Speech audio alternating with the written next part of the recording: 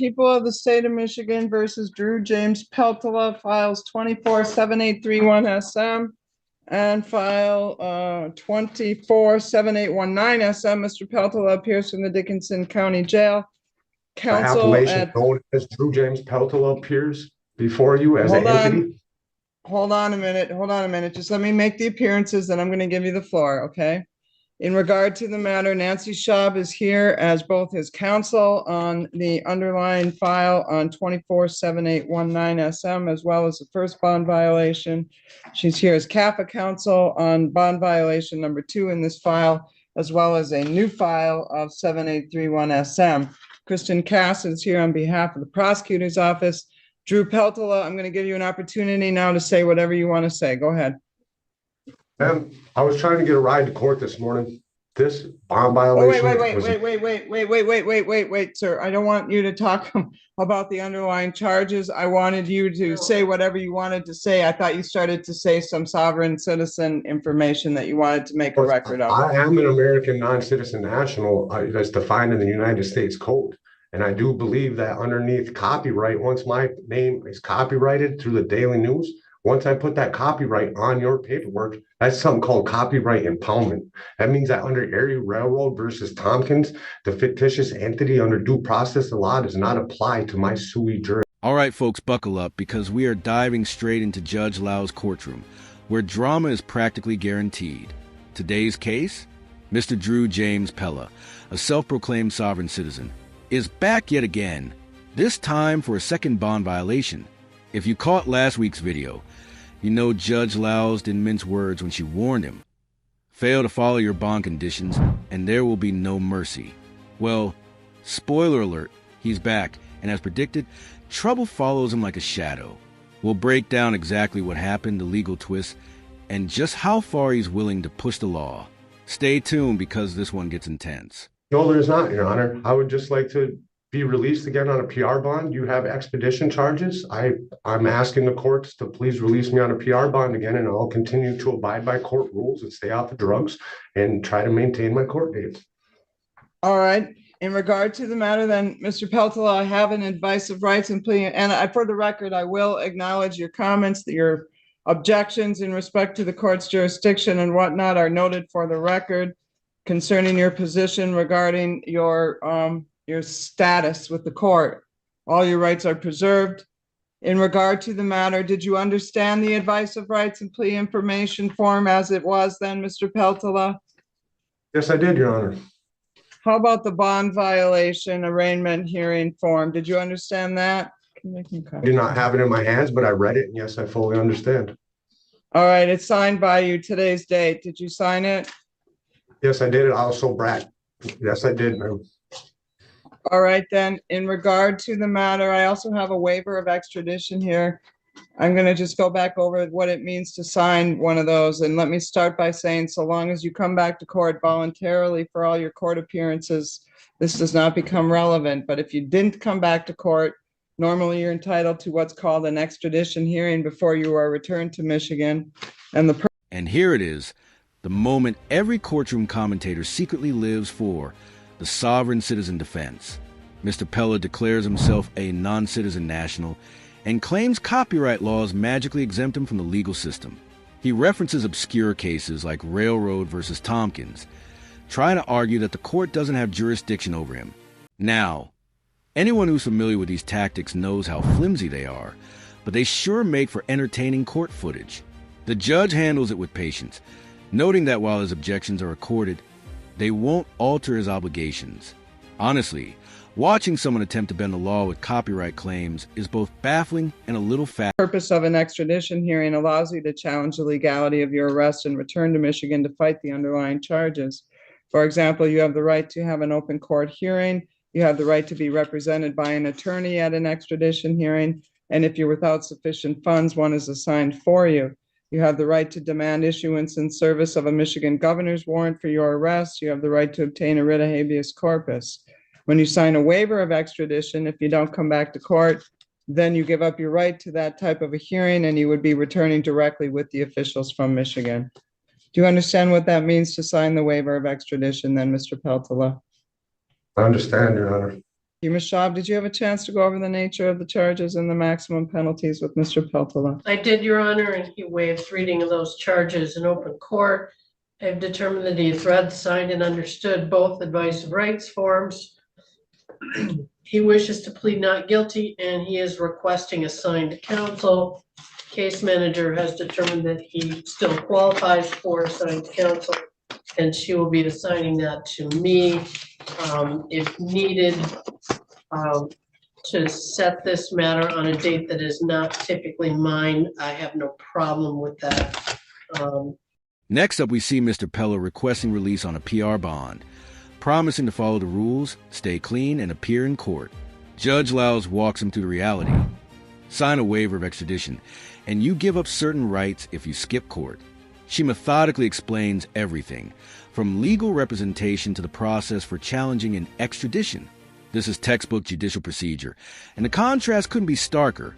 The court is calm, structured, and serious, while Pella's earlier sovereign citizen antics are still echoing in the background. It's a fascinating clash between an individual trying to bend the system and a judge who knows exactly how the law functions. We're going to get back to the issue of bond, but I'm going to enter not guilty pleas on behalf of Mr. Peltola concerning the case that is presently set for a pretrial and has a trial date coming up. That is the 7819 SM case. And the bond violation. Now with the new bond violation, are we going to set both bond violations together, or do you want to proceed on the first one today? I would like to set both of them together, I think, in the interest of justice, and prosecutor had made an offer on the original file, and I think they will be making a new offer. And I think in light of that, it would be best to adjourn those matters on violations in that file. So we have a jury trial set for March 8th in that matter. So that's 2 days past 14 days. Well, he's on a bond violation. There's no 14-day limit. In regard to the matter that is within 28 days, we could set both bond violations as well as both jury trials on that date, if you wish. We could pre-try the new matter that he's just being arraigned on today. You can conduct your pretrial by mail. We'll send out our standard pretrial order with you today. Set all of the dates on the 2 bond violations and the 2 jury trials for March 8th. Does that sound like a plan? Yes, Your Honor. All right. Did you wish to be heard on bond then on the newest bond violation as well as the new underlying charge? Yes, Your Honor. Actually, the newest bond violation predates the previous bond violation. The first bond violation is alleged to have occurred on February 22nd. This current bond violation that he's being arraigned on today occurred. Here's an important moment. Pella is assigned public counsel for both his bond violation and underlying charges. The commentary even notes the limitations of public defenders. They can offer guidance in court, but outside, these adult toddlers are left to navigate life on their own. It's a stark reality check. Legal representation can protect your rights in a courtroom, but it can't fix the personal choices that repeatedly land someone back behind bars. Pella's repeated violations illustrate exactly why judges sometimes say tough love is necessary. In light of that, I would ask the court to consider setting either a reasonable bond or, again, a PR bond. In discussing this matter with Mr. Peltola, he does have criminal matters pending in Brown County, and there is a court date on Monday in that case. It looks like from the lien printout, he may have had some issues either in the past or currently appearing in court. And I'd like to be able to have Mr. Peltola be able to take care of that matter. It looks like it's a more serious matter than the matters in this court. If he can make those arrangements to get down to Green Bay to take care of that. He's given me the name of his attorney, and I intend to contact that attorney and see what Mr. Peltola needs to be doing with regard to that case. So if the court does not grant a bond that he can post, perhaps we can make arrangements for him to appear from the jail here. Ms. Cass, you wish to be heard on bond? I leave it to your discretion. All right, concerning the matter, then I have some concerns regarding Mr. Peltola. He seems to be on a spiral. This started with a disorderly drunk on February 4th in a public place. I saw him on February 5th. I set his bond terms. I saw him back on February 12th, excuse me, with a .236 on a preliminary breath test. I set bond at that time on the bond violation and the underlying. And the reason I told him then that I was going to give him the break is that normally I see people in between, they get arraigned, I give them the warning, and then they come back on a bond violation. He had not had the warning in between because he violated his bond so quickly that I saw him all at once. So I told Mr. Peltola at that time that I would set the bond at a 1,000 PR, but understand that if he came back again, he would leave me no opportunity or new choice. So here we are, not even a week later, on February 19th, stealing alcohol from the Norway Quick Stop, involving another bond violation as well as a new underlying. Now, let's break down the timeline. Pella's first bond violation was February 12th, and by February 19th, he's already back in jail for a second violation. That's just 1 week. Judge Laos lays out the facts. Theft at a local quick stop and another violation. This isn't just a minor slip-up. This is rapid-fire recidivism, and it shows how quickly repeated poor decisions can spiral. It's also a moment that highlights the challenges courts face in balancing justice with opportunities for rehabilitation. And then for the following reasons, and in regard to his Wisconsin matters, very serious matters, he's got 2 felonies pending in Brown County from 2023.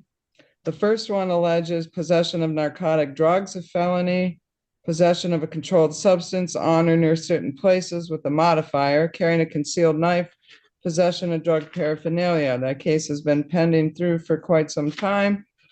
And he has a court date for a status conference scheduled for February 26th at 11 a.m.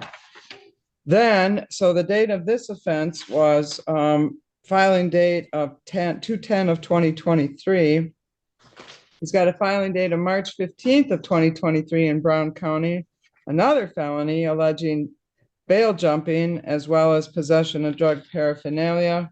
Likewise, that has a court date at the same date and the same time as the other pending felony. I think that is part of the other pending felony. They charge it as a separate offense, but It's a separate case.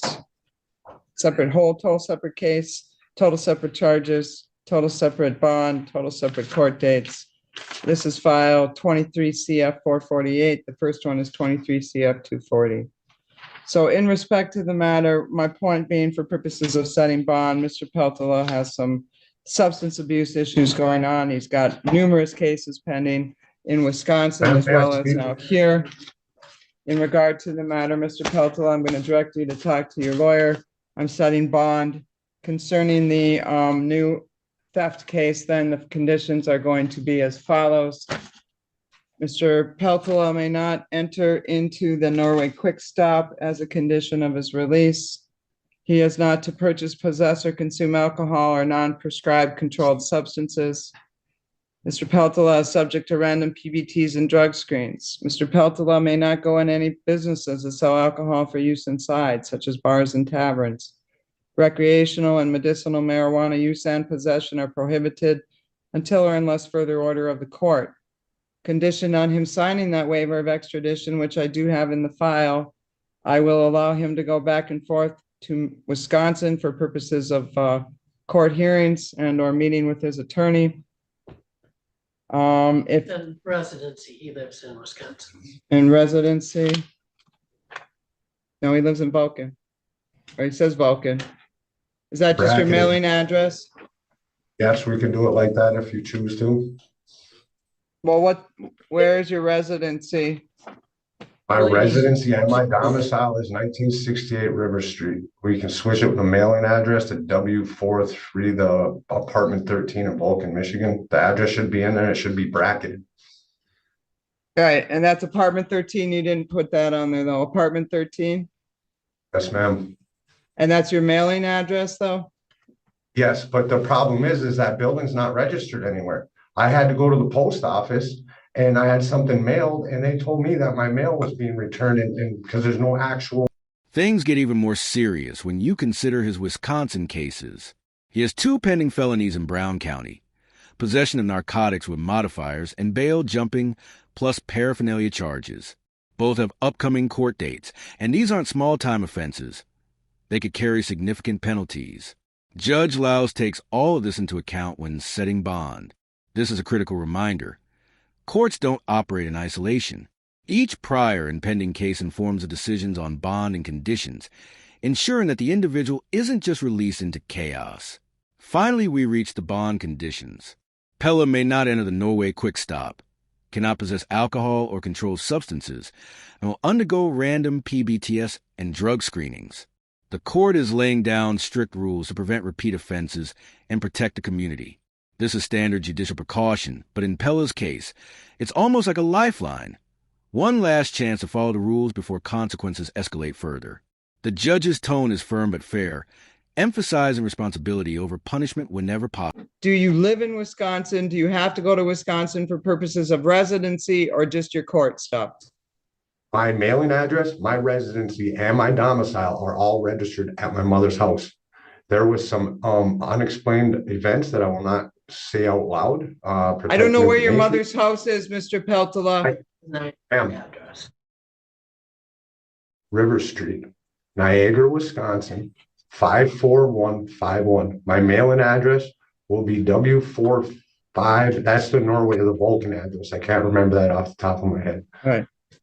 So in regard to bond, then condition on him signing a waiver of extradition, I'll allow him to go back and forth between Michigan and Wisconsin for residency, court appearances, meetings with his attorney. In regard to the matter, if you relocate for any reason, you must provide the court with an updated address and phone number within 7 days of any change. Concerning the amount of the bond on the new retail fraud, I'm going to set that